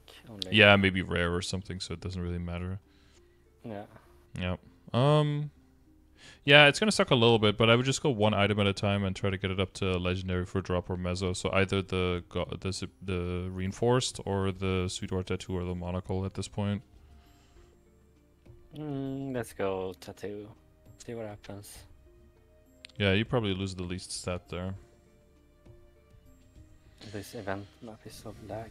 Yeah, no, nothing. It's like Ardent Mill, just nothing works there. But these is only up to unique, right? The green ones.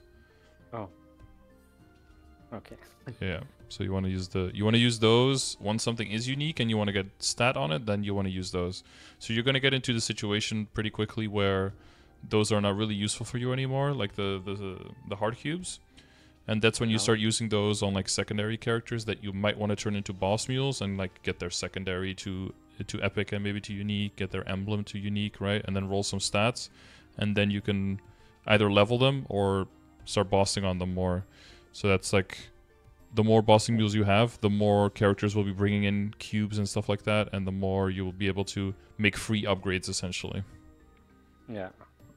Same thing with the flames. After a while, if you use the calculator, every single upgrade is going to cost you like, 200 flames. So it's not going to make any sense to throw any flames on it. You're just going to ruin your flame.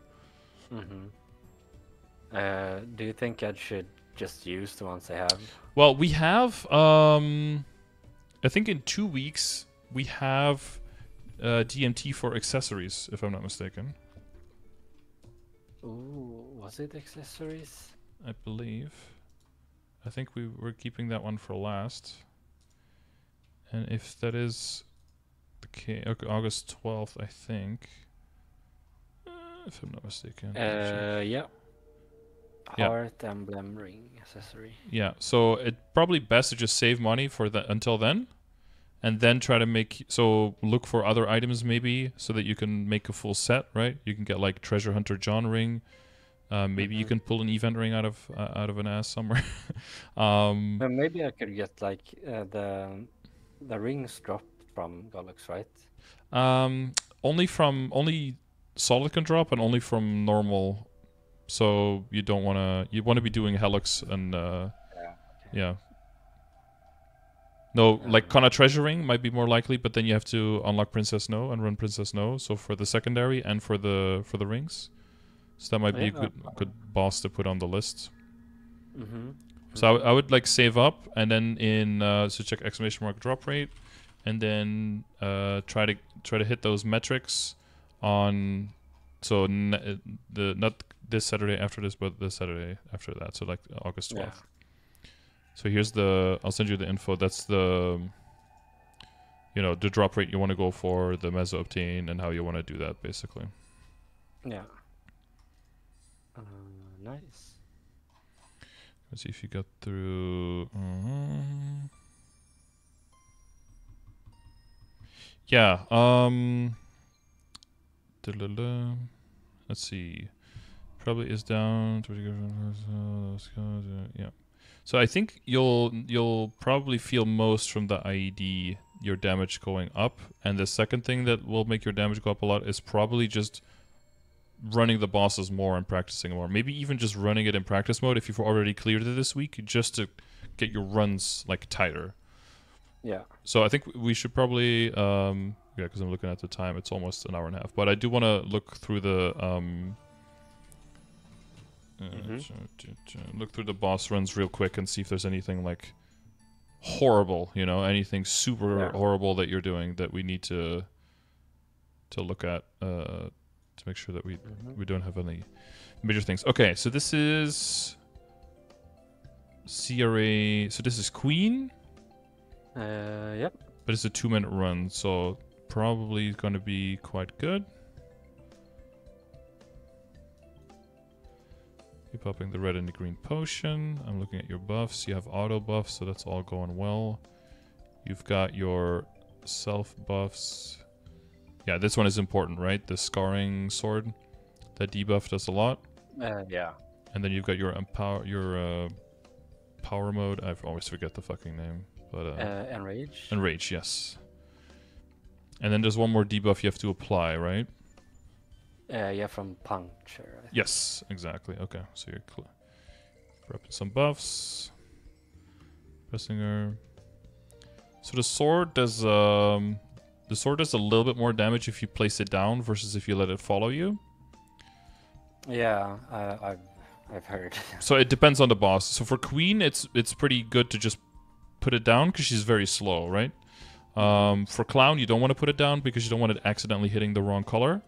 And then for Von Bon, I don't know, he teleports around a lot, so maybe there it's also better to just hold it with you so that it's you can control the damage a bit more. But for Queen, it's pretty decent to just put it down where she's gonna spawn.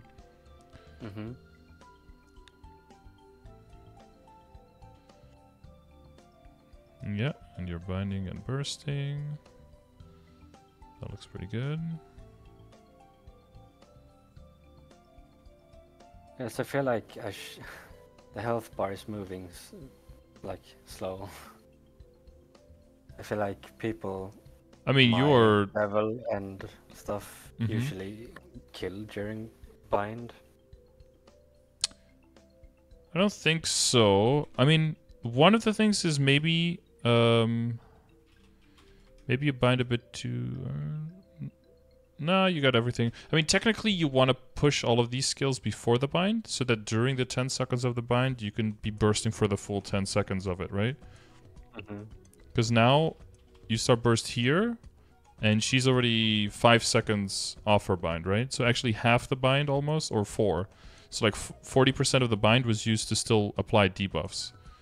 Yeah. So it might be better to pop the illusion sword and the instinctual combo and all that stuff right before, and then bind and immediately start nuking her. Just that will be a little bit cleaner. Yeah. But you've got all the debuffs, so that's good. But you've got a very short bind. I don't think you want to expect at this point for your first clears to be like just killing it in 10 seconds. I think I saw a 2-minute run and I thought that's very good, you know? For this, if you want to avoid this, you can use your up jump. The breath? No, not the breath, but here. So the thing that blinds you is this, what she's doing here, the swipe. That hits here. So if you up jump over that when she does that attack, you can also, on the way down, you can already keep attacking. You barely lose DPS, but you don't get blinded at all. Because the problem is, after a while, if she blinds you, she could also be breathing on you, but you can't see it coming now. Yeah, she did breathe, but I managed to dodge it.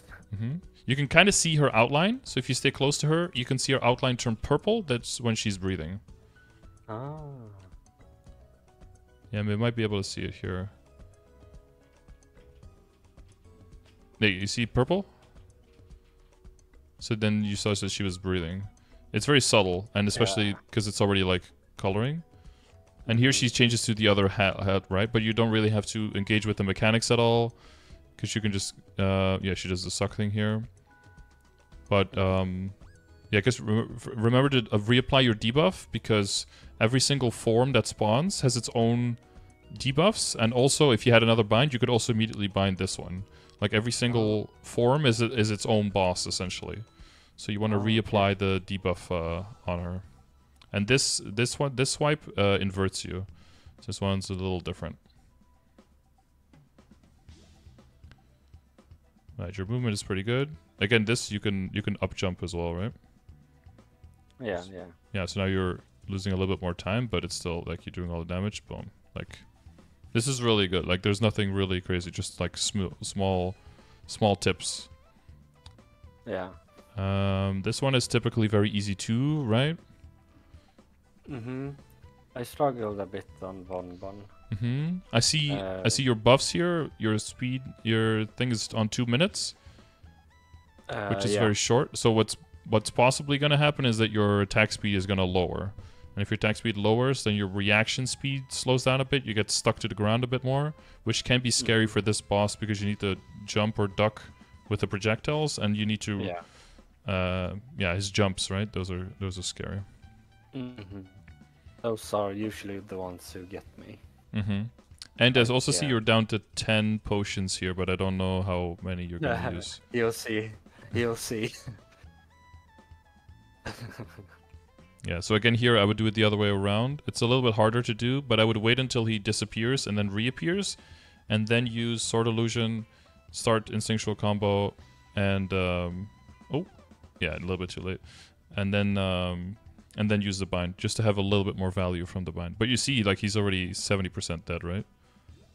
Yeah, but it goes downhill really fast. Yeah, just one hit. And here you keep healing. You can take a little bit more damage here before you heal. Yeah, because now you're almost out of potions, right? You can take like 3 or 4 hits before you really need to use a potion.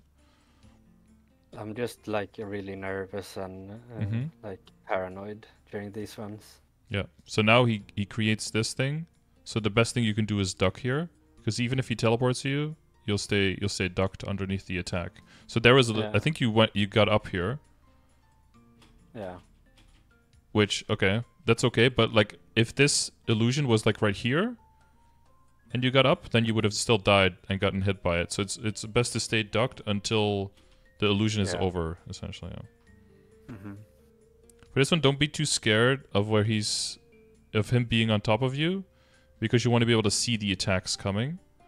So if he teleports on top of you or something, you can just stand right on top of him and just use your rush skill. Just rush through him. Yeah. Like right here, you could just rush through and just be behind him. It's really fast on the hero, and you can take good advantage of that. Don't be too scared if he walks up to you, because he has that punch, right, that stuns you and that probably killed you in the past. Yeah, and here now you're out of potions, yeah, because you used all of them the last time. But I kind of surprised myself, like switching. Oh, yeah, you were switching. Oh, yeah, and here, because you're a little bit too far away from him, now you couldn't see that he was jumping. No, that's usually what happens. Like, I get stressed out and yeah, a bunch of bad things happen. So like here, he's free to attack. You go to him, but now you see him teleport. You know where he's going to teleport. If you're soloing, you are the only target. So you know he's going to teleport right here. So there's no need to like go here and jump here. You know he's going to be there. So you just turn around and you just wait for him to appear and then do your damage. And then you're close to him. And then you could have seen the attack. And then this also wouldn't have happened. But it's it's all connected. Here you're lucky you were immune to damage because you jumped right back into the attack. Yeah. Yeah. So I would use the rush skill just to make like smaller corrections in your movement. And that's going to be important for Vellum as well. Because if you jump too much all over the place, you're going to die to like random shit. But if you have more controlled, smaller movements, you'll be able to control more where you are and also where the boss is going to pop up. This stage is just annoying. So yeah, just Dimensional Sword. And the one thing though that will probably help you more is also to use... Oh, yeah, so he does continuous damage. But you are in Valhalla now. So in Valhalla, you don't get knocked back by that attack. So you stay in his range of his attack. See, now Valhalla ran out, so you can only get hit once. But because you had knockdown here, you can see the damage doink, doink, doink. Like, it's too much. And you can heal through it if you spam potions, but then you have to really, really spam. I didn't... I usually have autopot on, so that... I see, okay, yeah. You were counting on that, yeah. And here he has 1%, so you're not trying to, like, use your burst. This is kind of spooky because those hitboxes are kind of big. Yeah. Here, the best thing you could have done here is just rush underneath this ball here and just go to the right. Yeah. Or now, rush to the middle. But yeah, he shows up. So your solution as a hero is to use your iframe here. Yeah, I watched a video. Your World Reaver. The iframe has a buff, apparently, that shows the iframe duration. So I'll try to use that more. Yeah, the World Reaver is... well, you don't have it in your Matrix, I think, right? For this boss fight? No, I haven't been using it for bosses. Because I mean, bosses were easy so far, so you didn't have to. No, yeah, true. Yeah, but now, like in a situation like this, you just pop World Reaver, you're immune to the knockback, World Reaver does damage, you hit him twice, he's dead. And then all of this, whatever comes after here, all of this just doesn't happen. Yeah. The other thing... I was kind of panicking, like he was 1%, I just want to kill him before I die. No, yeah, well, yeah, and that's getting closer and closer because now you're in your last life and you have these balls falling. So the other thing that gives you also a bit more breathing room is if you go for the Spirit of Freedom Link skill. So which one is that? That's the resistance characters. Where is it? Oh, immunity here. So it's immunity to death. So Mechanic, Blaster, Wild Hunter, Battle Mage. If you get them all to 120, that gives you 8 seconds of invincibility every time you respawn. So for those 8 seconds, you can just rebuff, you can walk back to the boss, you can hit him for free like 10 times. So that gives you way more breathing room, especially for Vellum. And then for Hard Magnus after that, it's going to be very, very useful. Yeah. So between the iframe and just getting more experience with the boss and being in more situations, and it's going to be a lot more dying. I mean, don't don't imagine that you're just going to be jumping through everything. Like, you're going to be dying a lot, but from every death you're going to learn what not to do, or what you can get away with. So but I probably won't do Hard Magnus at all because I really hate him. He's going to be a lot easier after Savior. They're going to be making his boss patterns a lot simpler. The big blue swipe attack, for example, you're just going to be able to duck underneath it. The healing damage. Wait, did you leave the map there? With all the drops left? Or... No, I don't think so. I just stopped the recording. Oh, you typed the... Oh, you were all tabbing. Right, that's what it was. Yeah. But yeah, and the HP damage is going to be less. It's going to be slower. You're going to be healing more outside of the blue area and stuff. So the blue balls are not going to one-shot anymore. They're just going to do lower percentage damage. So, yeah. Yeah, but I feel like that boss was just made to be super fucking annoying. Yes. With all the anti-buff and healing. Yeah, definitely. Yeah, you have to be in a certain area, and then he can kill you in that area, and then you can be safe outside of the area, but then you just die to damage. Yeah. Yeah, it's like 100% bullshit. So I try to avoid it. Yeah, I get that, but there is a lot of value to learning to survive that and learning so. Not trying to kill the boss, maybe, but learning, like, if I dash, how far in my screen do I dash? Right? If I up jump, how much time do I actually have in the air? Because just doing that, like, a few dozen times or, like, a few hundred times, you will know exactly if you're here and you dash, you'll be able to see where your character is afterwards. Because I think you land about right here. Yeah. But that's really important to know in a boss fight, because you can't just be like... And if you're a little bit too close, what you can do is maybe move a little bit back and then dash, and then you'll be in exactly the right spot where you want to be, right in between two attacks, right? Because in a boss fight, you don't have time to bring out your fucking your triangle, right, and start measuring the angles of, like, where am I gonna land? Like, you're just dead. So you have to visually have kind of an idea of, like, if I teleport, if I flash jump, like, where am I going to be landing? And the best way to learn in the boss fights that come after that are even harder is to learn in something like Magnus, like, when can I up jump? How can I do a short up jump? How can I do a big up jump? When can I dash? How long are the timers of the skills, right? Because once you have that down, then you can learn the harder bosses after Magnus that are, less RNG and less bullshit, but you can learn those way quicker. Yeah. I did try Damien solo once, and I feel like that boss is just so much more fun, and it's way less bullshit. So yeah, it's easier to figure out what's going on. Yeah, I did manage the mechanics pretty okay there. Okay. Yeah, there's just like the cleansing. Once you start dodging the attacks, the stacks also don't build very quickly, right? Yeah. So here as well, I wouldn't respect him so much. I would just dash through him. Because, like, if you flash jump, you can get hit by the attack, and then you're inverted, and then you get pushed, and he's, like, fucking you around, right? Yeah. So I would look for the animation, and just dash through, attack from behind, dash again. But then with the rush skill, you'll have more control, especially once you do it a lot. You'll know exactly where you're going to be landing. Yeah. Or you could do, like, more kiting. So what I do is if I'm... Oh, this is a bad character to show it on. But basically, like, you jump to the left, and then in the air... you turn to the right, and then you attack in the air, but then you do this basically all the time. So that you can keep attacking, especially a boss that keeps advancing on you without ever getting in his range, but also without having to do like this, and then that, and then getting hit, and then pushed, and you can keep like a safe distance. And sometimes you'll miss an attack in the beginning when you're still getting used to it, but after a while you'll be able to almost do it blindfolded. Yeah, so you're kind of doing it here, but then you get a little bit too close again. But most characters' ranges is a little bit further than the range of the clown. Okay, let's see how you're familiar with the split and everything and the percentages? Yeah, that was the reason I didn't bind and burst in the beginning is I wanted to get a opposite hat and just one face him. But that plan didn't work, so he split and I had to deal with it. So at the beginning you can use like your sword illusion and your the small burst. Yeah.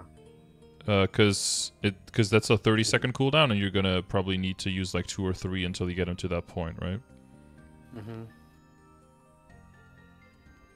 But do you think my damage looks alright? Yeah. So so you want to do normal damage in the beginning, and then you want to get him to like around 30 per. Like he splits at 30%. Yeah, between the death and the timer. Yeah, exactly. The thing is though, like if you try to bind him when he's like the purple one, he's just going to switch hats whenever he reaches that threshold, which I think is like 75% or something. So and then your bind is just gone. So now you want to be like opposite hat, and then yeah, you probably have more than enough damage. But if you, the best thing to do now would be like to wait for your bind to come back. But you know, it's a 4-minute cooldown, so that's gonna like take forever. But that's probably the safest thing now, is just like if he's opposite color, just hit him a bit, and then just get him close to 30%, and then just wait for your bind to come back. But you probably have enough burst to kill him without the bind. But the simplest one is if you're if you have a red hat and he's blue, right? Because then he's twirling, and then you can just kite him. If he's red and you're blue, it's also possible, but it's a bit harder because he can teleport and he's not hittable for a while. Yeah. Oh yeah, and up jump you want to be careful, especially when you have weapon aura up, because then you shoot at aura, right? And you heal a lot when you heal like 4 times the amount of compared to the damage you do or something. So you can really heal him very quickly. I think I didn't care about the healing so much this time because you're waiting for your bind, I guess. Yeah, I think I was. Go about I have 40 seconds here. Yeah, you're getting him closer. Oh yeah, so now he's past the 30%. Yeah, so when he splits, I didn't mind healing him, because I wanted him to go back to the non-split stage. Yeah, so the way that you could avoid that here is just don't hit. So when you're at this point, just walk around and just wait the next 30 seconds.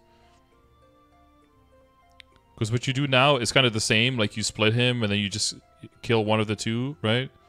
Yeah. And then he goes back, but then you're basically just wasting 2 minutes of your life and like a death. And maybe buff freezers and all that. So if you do that here instead, then you're around 30%. So here you stop. And then you just wait for 30 seconds. You wait until he's blue or you're red, or you're blue or he's red. Right? Opposite colors. And then first pop all the bursts, right? Then press the bind, and then he's dead in like 4 seconds probably. Yeah. Because with instinctual, So that's the 30%. That's the bare minimum. Do you kill him eventually? Yep. Yeah, because you're getting slapped a little bit. Oh yeah, now he's back into 1. Oh yeah, so here you have him bound. Yeah, so now you see double damage. Yeah, he's dead in like 2.5 seconds, right? And then you're like, wow, was that worth all the wait? 10 minutes of fucking around for 3 seconds of boss. And this is also why the World Reaver can help, because what you can also do once you get stronger is basically, once you get really strong, you can just throw out a Sword Illusion and a World Reaver. The Sword Illusion will trigger him, put him past 25%, and he will split. But because you're in World Reaver iframe, you won't get a hat, and then you don't even need the double damage anymore to kill him. And then you just bind whatever the next phase is, burning, and then instinctual combo, and just nuke, and he's dead. Yeah. And that's like a good tactic. And that feels like really good progress as well, because now you can kind of like skip mechanics of the boss, because you don't even have to play their game anymore. You can just shortcut and just nuke them. And then if you get really strong, you just Sword Illusion, World Reaver, and that already kills them. If the hits actually go through, like if he doesn't attack, then he's on the field a bit longer, and just the extra lines will already kill him before you even have to break out the instinctual combo. Yeah. But do you think my boss damage looks reasonable? Yeah, looks good. Definitely. The main thing is just like all the bosses after this have way more defense, so the IED needs to be higher to be able to get the efficiency from your damage out. Yeah. If you do Vellum right now, you know, with like you said, like you have like 93 point something %, yeah, you lose 13% final damage. But if you have 86%, now you lose 28% final damage. Yeah. And then everything all the flames have to be better, all the potential has to be better, all your mechanics have to be better, all, you know. Yeah. All the nodes have to be higher level. But do you think I should go for 90% in my character tab? Or Yeah. stat tab. Yeah, that's... And just leave it there. It might be... Yeah. Well, so go for the 2 ID familiars. And definitely get ID in your Legion grid. And get the link skills for ID in there. And then kind of see how far you are. But, yeah, you're kind of close to Superior, right? If you get the full Superior set, you'll definitely... That'll be the boost that you want. I have like 160 coins at the moment, so it's... Yeah, it's a while. 540. Yeah. But the empirical knowledge... 20 more runs. 3 weeks. That's not too bad. No, maybe not. I mean, if you can run every day, of course. I don't know what your level. Yeah. Empirical knowledge. Yeah, that adds a little bit, but it's 9%, right? Yeah. And remember, it's the distance of how much is left, right? So if you're at 86, you take 9% of 14%, which is 1.4 times 9.936. So that's 1.26%. So you still only like 88. Yeah. And the boost nodes is 20%, but that's only on that specific skill if you have level 40, right? So you can't count that as overall. But my Raging Blow is my, like, damage. Mm-hmm. So that should... Well, but like... to IED, I feel like. Kind of, yeah. But like your Burning Soulblade does a lot of your damage. Yeah. Instinctual Combo. Mm-hmm. Sword Illusion, World Reaver later, like Rising Rage, like all of those together.